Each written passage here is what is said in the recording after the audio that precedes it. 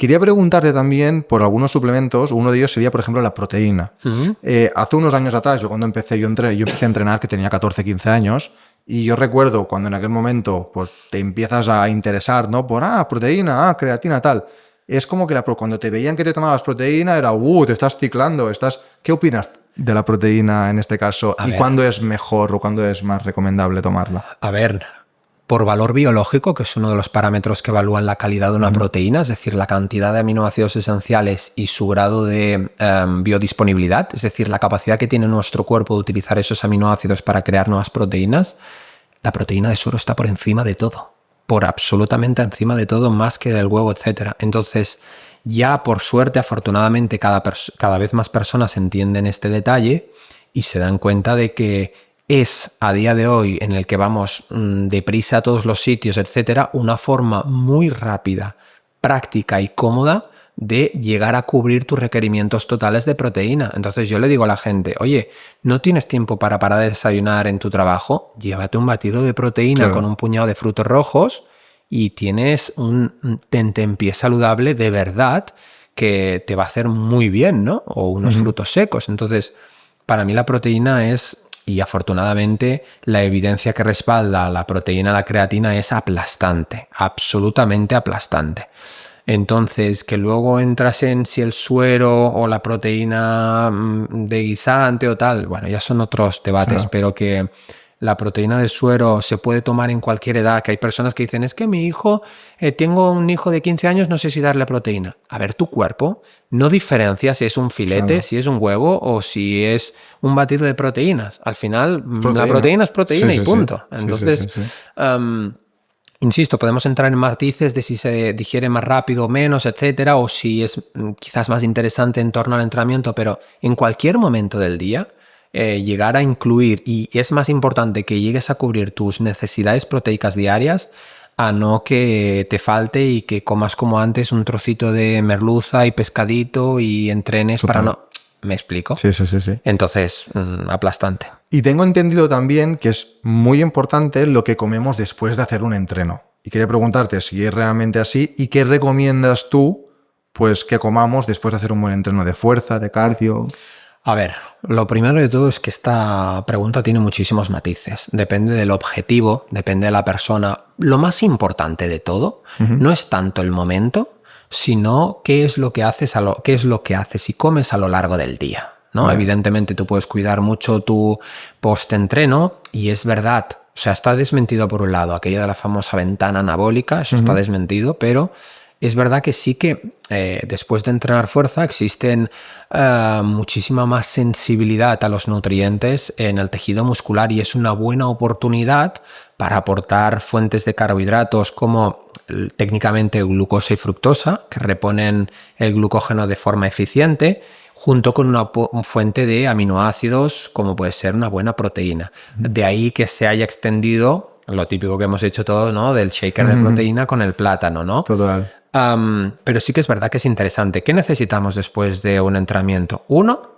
reponer electrolitos. Esto es imprescindible y la gente no le presta atención.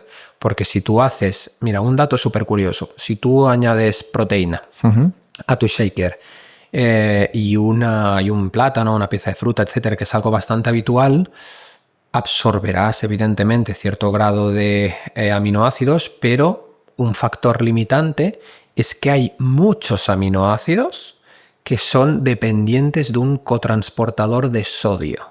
Vale. Entonces, si no añades sodio, no absorberás ciertos aminoácidos y estás limitando...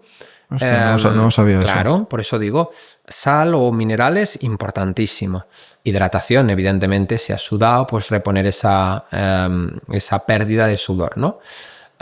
Luego proteínas, está súper sensible. Si introduces, insisto, carbohidratos, elevas la insulina más allá de su papel a la hora de regular los niveles de azúcar en sangre, permite o facilita un mayor transporte de aminoácidos al tejido muscular para iniciar la síntesis proteica. Entonces aquí desmentimos otro mito. Es que me he tomado una proteína y me ha generado un pico de... Pero si es que en este momento lo necesitas. Yeah. Estás más sensible a nivel muscular, insisto, más cantidad de glucosa irá a la reposición de glucógeno muscular y hepático, estimularás esa síntesis proteica e iniciarás el proceso de reparación. Entonces, esto es lo que necesitas. Ahora, hay matices, pues por ejemplo, ¿es obligatorio un shaker? No. Si vas a comer comida real después de entrenar, pues oye, lo puedes hacer con una alimentación. Introduces, pues eso, una patata con pollo, salmón, etcétera, una buena proteína, añades una fruta para complementarlo. Qué bueno. ¿Qué haces una dieta cetogénica? Pues oye, lo haces pero con grasas, vegetales y proteína. Te tomas tu aguacate, tu salmón, tus huevos con algo de vegetales y perfecto. No hace falta liberar tanto la insulina, pero estás aportando aminoácidos que son importantísimos. Entonces, depende de en quién, si la persona quiere o no cocinar, si va a comer o no después de entrenar, si va a pasar mucho tiempo. Son muchos matices que hay que individualizar. Y el tema porque mucha gente también te dice que no hay que mezclar carbohidratos con grasas. Yo soy el primero. Yo ¿Sí? soy el primero en defender esto. A ver, hay muchos matices, ¿eh? Seguro que habrán personas al otro lado que aún defienden el sesgo de calorías, que da igual, que mientras cuadres tus macros y generes déficit calórico vas a perder, pero mira, a nivel del riesgo cardiovascular no es lo mismo comer grasas y carbohidratos en la misma ingesta que separar las grasas con las proteínas en una ingesta y carbohidratos y proteína en otra. ¿Por qué? Bueno. Porque antes, como te he dicho, ¿qué era uno de los factores que aumentaba el riesgo de glicación de las LDL? Niveles elevados de azúcar en sangre. Entonces, cuando tú consumes carbohidratos, independientemente de si es arroz, de si es una fruta, de si es lo que sea, cuando tú consumes carbohidratos, principalmente todos los carbohidratos se descomponen en 3 monosacáridos, la fructosa, la glucosa y la galactosa de la leche. Ok. La fructosa no eleva la insulina, pero viaja directamente y de forma muy rápida al hígado, donde, dependiendo del contexto, puede servir a la síntesis de glucógeno, pero en exceso puede contribuir a la lipogénesis de nuevo, la formación de grasa a partir de esa conversión de carbohidratos en grasa. Pero más allá de esto, hay una razón fisiológica importante. Cuando esos carbohidratos son descompuestos y transformados en el 95% en glucosa, se estimula la insulina en mayor o menor medida. Incluso las proteínas se estimulan en mayor o menor medida la insulina. Cuando la glucosa se eleva, se desplaza automáticamente el uso de grasas como combustible y tu cuerpo pasa a utilizar de forma preferente la glucosa. Esto ya de entrada te hace entender que dejas de utilizar las grasas como combustibles para utilizar la glucosa.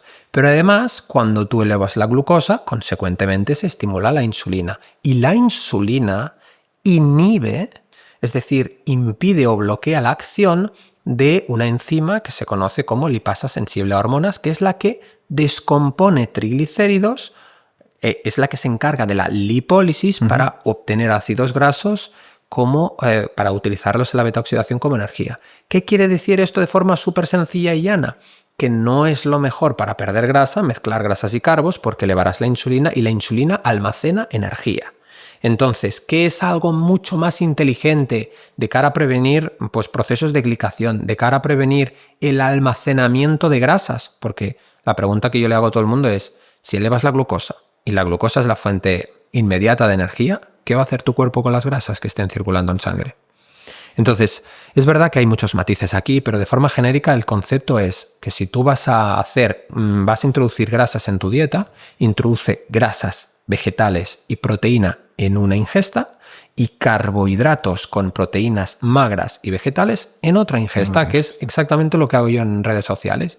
Si tú vienes de entrenar, pues yo hago una patata con una pechuga de pollo y fruta, y por la noche hago una tortilla de huevos con jamón ibérico, aguacate y vegetales. Eso sería en la práctica lo ideal, pero hablo sobre todo a nivel fisiológico, que nadie se ofenda con el tema de las calorías o no importantes, esto es otro debate.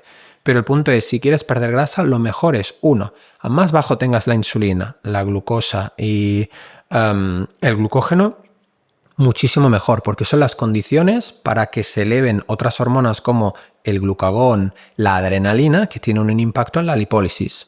Entonces es entender la fisiología. Y luego otra cosa también, la glucosa no se eleva solo, que esto es lo que la gente no sabe, no se eleva solo por comer carbos. Si tú estás todo el rato estresado, el cortisol, que es esa hormona vinculada al estrés, y también el glucagón y la adrenalina elevan los niveles de glucosa en sangre. Lo has comentado antes también. Entonces, la adrenalina, fíjate, te he hablado de dos funciones contrarias. Por un lado, si se une a los receptores hepáticos, se eleva la glucosa y ejerce un efecto en la glucogenólisis y gluconeogénesis, pero depende en qué estados. Si, por ejemplo, tú estás relajado pero has elevado esa adrenalina del ejercicio físico, se une al tejido adiposo para promover la lipólisis. Por eso el contexto lo cambia todo. Ostras. Y por eso la energía se utiliza de una forma distinta a otra. Si tú estás extremadamente estresado, añadir una pequeña cantidad de carbohidrato y elevar la insulina puede ser muy favorable porque como el cortisol eleva la glucosa y la insulina lo desciende, no se pueden dar los dos procesos al mismo tiempo y entonces reduces, cuando tú consumes carbohidratos y estimulas la insulina, reduces la necesidad de seguir produciendo cortisol porque tu cerebro ya ha entendido que hay energía y que por tanto no tiene que descomponer músculo, que es una de las acciones del cortisol, para elevar la glucosa. Entonces, fíjate cómo hay muchísimos mitos extendidos, los carbohidratos por la noche, bla, bla, bla, que nos dicen que no tienen ningún tipo de base fisiológica.